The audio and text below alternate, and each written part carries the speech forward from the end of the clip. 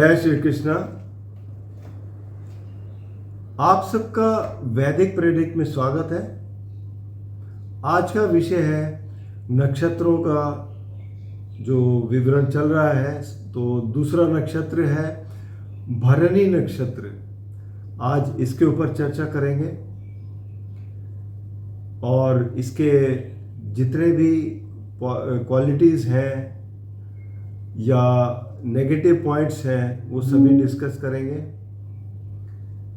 इससे पहले कि मैं पूरा विवरण शुरू करूं, आपसे रिक्वेस्ट है कि अगर आपने अभी तक चैनल को मेरे सब्सक्राइब नहीं किया तो कृपया करके सब्सक्राइब कर दें और बेल आइकन ज़रूर दबा दें ताकि आने वाली वीडियो की नोटिफिकेशन मिल जाए। और अगर आपको वीडियो पसंद आए तो आप इसे लाइक करें, शेयर करें ताकि दूसरे भी इसका लाभ उठा सकें। कोई सुझाव हो, कोई प्रश्न हो, वो ज़रूर कमेंट बॉक्स में लिखिए तो आपको इसका उत्तर ज़रूर मिलेगा। साथ ही में अगर कोई आप ज्योतिष सीखने में इंटरेस्टेड हो तो नीचे दिए गए नंबर पर संपर्क करके पूरा विवरण ले सकते हैं। धन्यवाद। तो आइए शुरू करते हैं। भरणी नक्षत्र के बारे में जानने की कोशिश करते हैं। भरणी नक्षत्र जो है वो मेष राशि में पड़ता है, जो कि मंगल की राशि है। और इसकी डिग्रीज यहाँ पर है 13 डिग्री 20 मिनट से लेके 26 डिग्री 40 मिनट तक, यानी कि 13 डिग्री 20 मिनट का पूरा एक नक्षत्र की जो लेंथ होती है, जितना उसका उसमें फिक्स है 4 पद, उसमें 3 डिग्री 20 मिनट के, वो मेष राशि में ही पड़ते हैं। अब मेष राशि जो है वो अग्नि तत्व की राशि है। दूसरा भरणी नक्षत्र भी जो है वो उग्र नक्षत्र कहा जाता है, या इसे एक नाम से अगर कहूँ तो एक्सट्रीम क्वालिटीज़ हैं इसके अंदर। एक तो ये कि ये रिप्रेजेंट किस चीज़ को करता है, तो उसमें ये कहूँगा कि ये फीमेल रिप्रोडक्टिव पार्ट को रिप्रेजेंट करता है। जो इसके अंदर जो 3 फेंट जो स्टार्स दिखाई देते हैं, they form A shape of female reproductive organ. और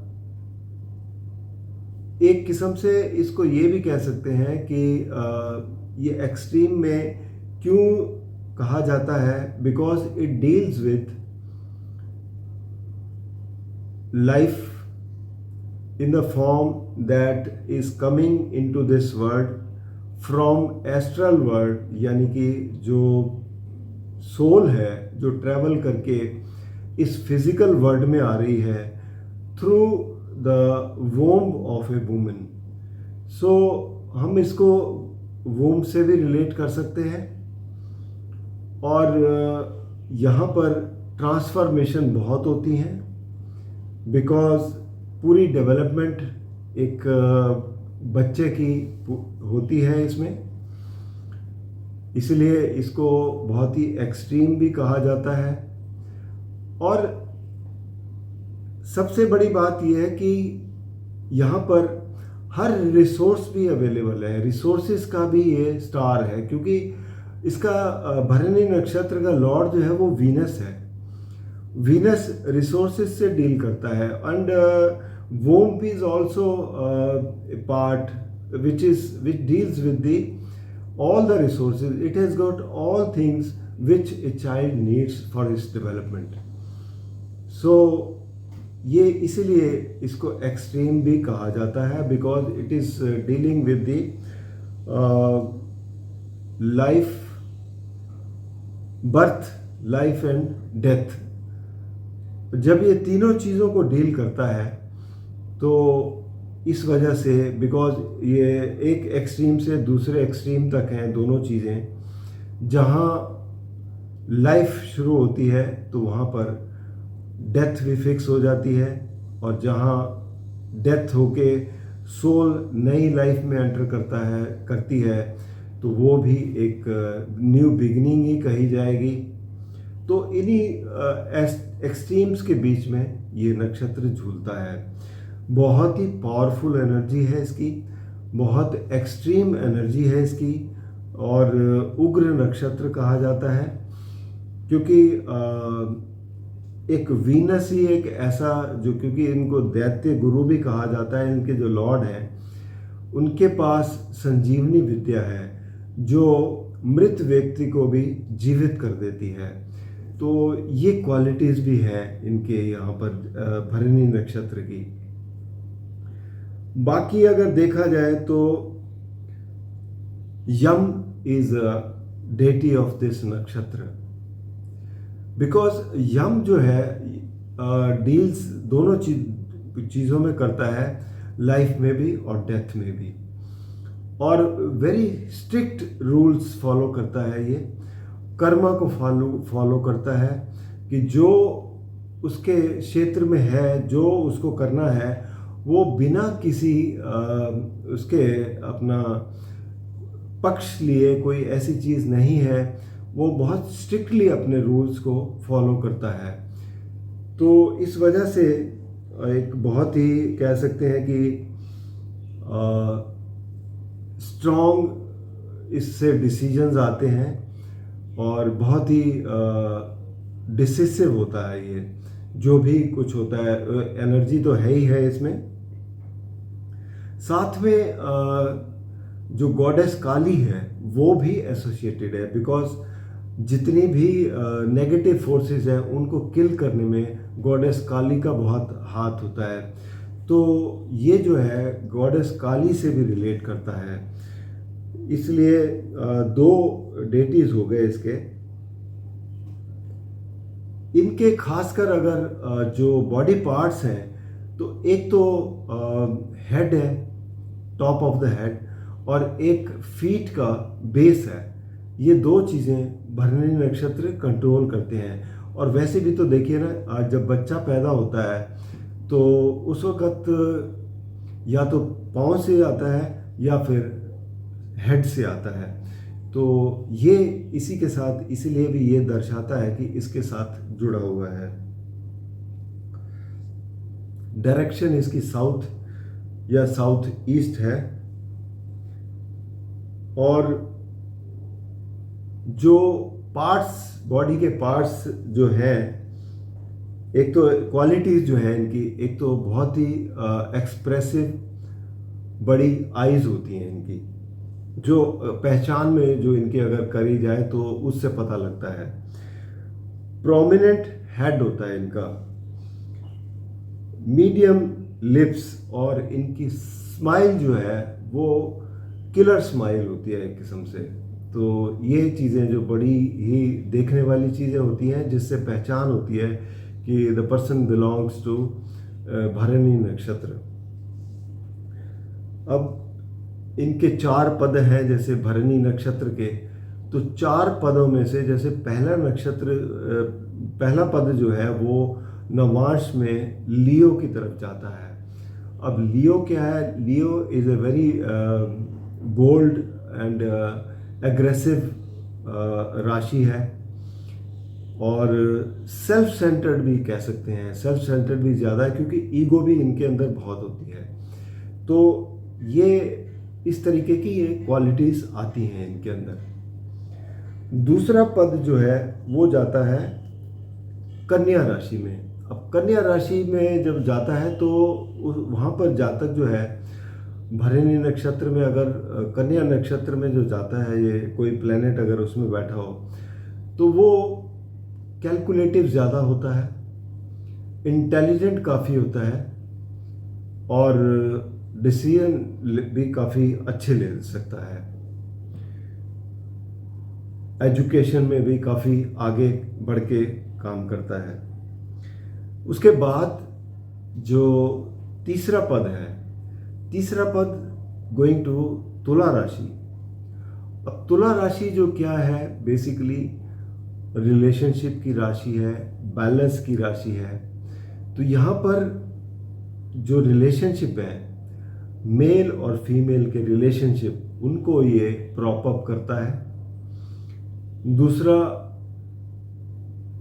आपके जो उसमें एग्रेशन भी लाता है, और एक बैलेंस भी बना के चलता है।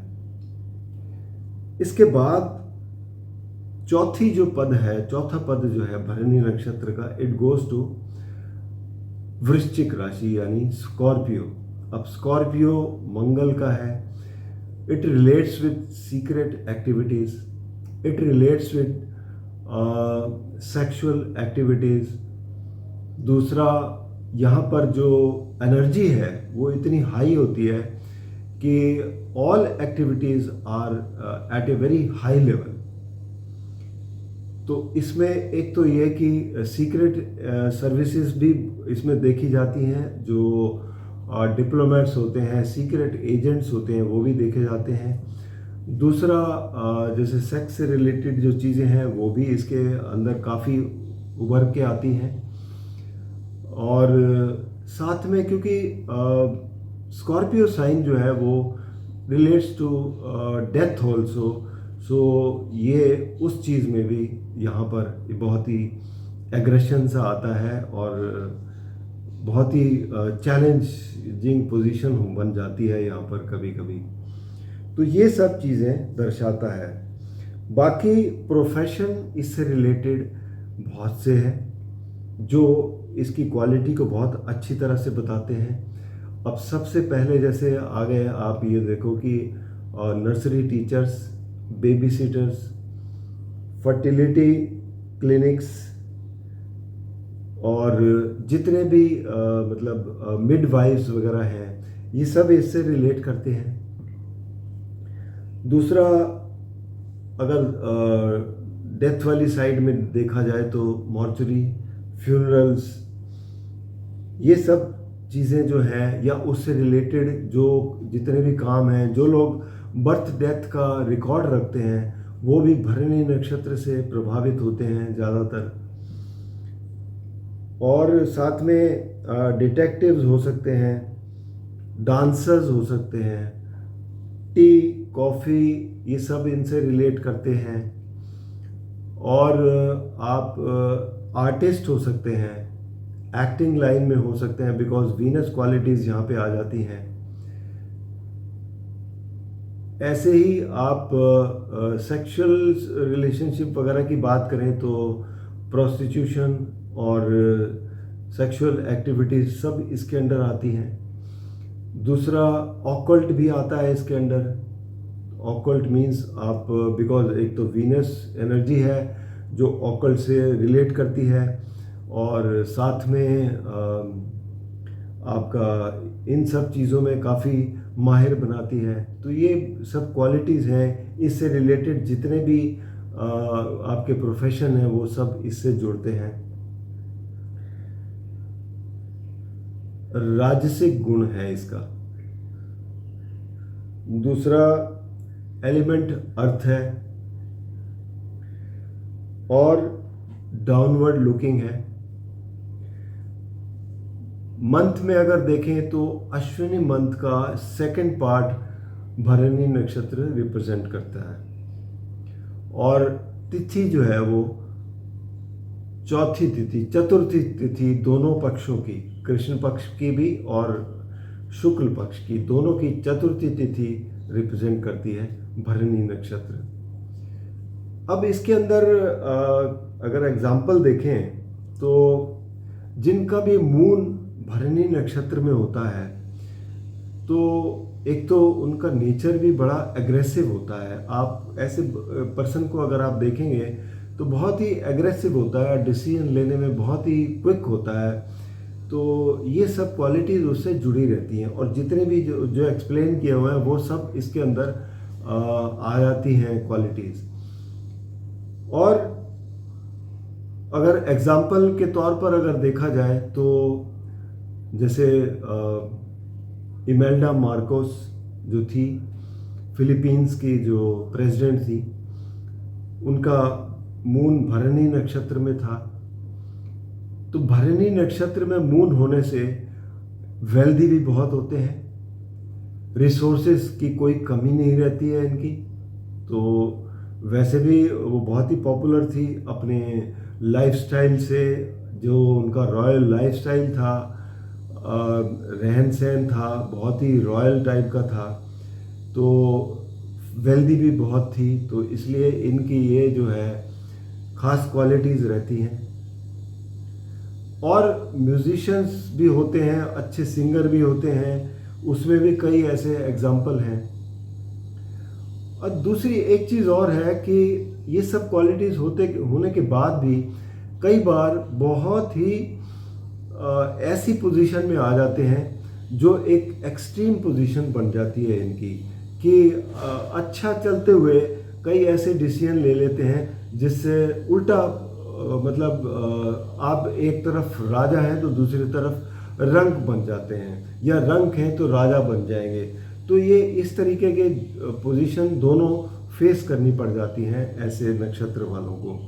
तो ये एक स्थिति ऐसी है। दूसरा एक क्वालिटी जो रेफर की गई है उसमें ये कि संजीवनी बूटी जैसे है ना इनके शुक्र के पास, तो कई बार ऐसी सिचुएशन आ जाती है कि जैसे the person is on the death bed और सडनली एकदम उठ के खड़ा हो जाता है और लाइफ ऐसे हो जाती है कि कुछ हुआ ही नहीं था। तो ऐसी एक्सट्रीम सिचुएशन देखने को मिल जाती है ऐसे जातक की लाइफ में। तो आई थिंक ये जो डिस्क्रिप्शन किया गया है भरणी नक्षत्र का, ये काफ़ी डिटेल में लिया है मैंने। और दूसरी बात ये कि जहाँ भी जिस भी हाउस में पड़ेगा, अब कुंडली में ये भरणी नक्षत्र मेष राशि अलग अलग हाउसेस में पड़ सकती है, किसी के भी अलग अलग हाउसेस में होगी। तो उन क्वालिटीज़ में अगर जो भी कोई ग्रह बैठा है तो ग्रह तो प्रभावित होगा ही होगा, लेकिन वो उस साइन की प्रॉपर्टीज़ भी जो है वो एक किस्म से एक्सट्रीम नेचर की तरफ जाएंगी। ऐसी प्रवृत्ति रहती है ऐसी। तो ये जब इसको भी अच्छी तरह से आप वैल्यूएट करके देखें, जिससे आपको पता लगेगा कि हाँ ये इस तरीके की क्वालिटीज़ हैं। वैसे भी देखा जाए तो वीनस के जो जितने भी नक्षत्र हैं ज़्यादातर उग्र नेचर के हैं। जैसे कि पहला तो भरणी है, इसके अलावा आपका आता है पूर्व आषाढ़ और पूर्व फागुनी, दोनों ही हैं ऐसे उग्र नेचर के हैं। तो ये क्वालिटीज़ रहती हैं इनकी खासकर, और सबसे ज़्यादा जो उग्र नेचर वो भरणी नक्षत्र का है।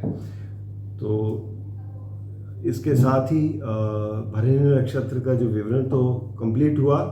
बाकी व्यक्तिगत रूप में कोई भी आपके पास कोई प्रश्न हो इससे संबंधित या अपनी कुंडली से संबंधित आपको कोई भी उसका विश्लेषण करवाना हो तो आप नीचे दिए हुए नंबर पर संपर्क कर सकते हैं या वैदिकप्रेरिक.com पर लॉगिन करके कुंडली का विश्लेषण करवा सकते हैं। धन्यवाद।